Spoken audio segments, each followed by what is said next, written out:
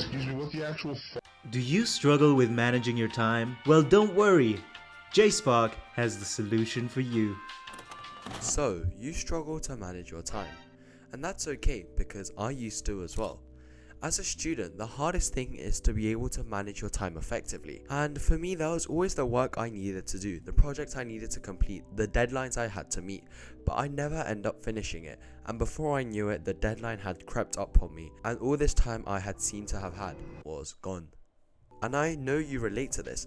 Your schedule is unorganized and you struggle to fit everything in. And you get easily demotivated and start doing other things. Just one more video. But not anymore. I'll teach you how to manage your time effectively. Maximize rest but also get everything you need to and more done. With principles you haven't heard before, like eating the frog and the circadian system. Number 1. Aim high and fall short.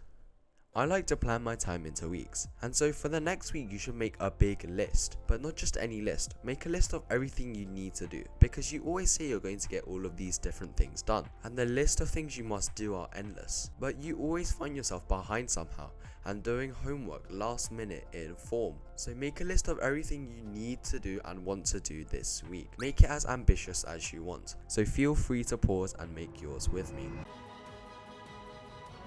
The reason I say to make them overly ambitious is because of this principle to aim high but fall short. This principle is often used in sports and business, where it's believed that setting ambitious goals can motivate people to achieve more than they would have otherwise. For example, if you set the goal of reading 10 textbook pages and you meet that goal, that's great, you'll have read 10 textbook pages. But say you set a goal, an unreasonable goal of reading 100 textbook pages, and that's impossible, right? And so you only end up reaching halfway and you read 50 pages. That's still 5 times the amount of results you would have got by setting the goal of reading 10 pages. And so because at this point, instead of actual homework tasks, most of our time management that's required is for scheduling in blocks of revision. Write down the ideal amounts of revision you want to do and how you want to do it for each subject. For example, I want to do a past paper every day for each subject, etc. The idea is that you had lots of things to do rather than planning the minimum, for reasons I explained earlier. It makes it so that even if you only do partially of what you had planned, that would still be more than you would have achieved before. Number 2 is eat the frog. The mistake that people make, and I know that you're guilty of this too, is they push hard things to the end, and so it never gets done. Whether it was that essay or that project that was due, that seemed hard, so you left that to do last, whereas you did all of these small, easy tasks before. But you should be doing harder things first. Ask yourself, if you had to eat a frog every single day, would you eat it last thing in the day or first thing in the day? And there's actually reasons why you should eat it first thing. Completing your frog, as they call it, your big task, the hardest task, gives you a sense of accomplishment and sets the tone for the day. It also helps you to avoid procrastination, and it gets your most important work done first.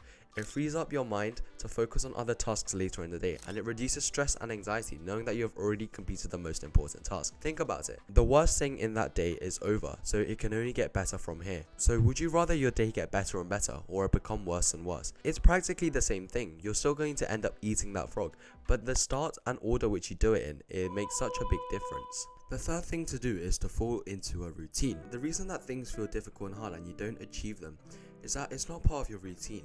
Why are some things such as brushing your teeth or going to the gym things that are easy now but weren't easy when you were first starting out? It's because right now they're a part of a routine. They're an automatic process that we go through. I like to use daily planners to write down what I need to do for the day, just so that my day has structure, and I try to follow this as closely as I can. If I just say I want to study today, whereas I say I want to read 10 pages of this biology textbook, I'm much more likelier to do the latter.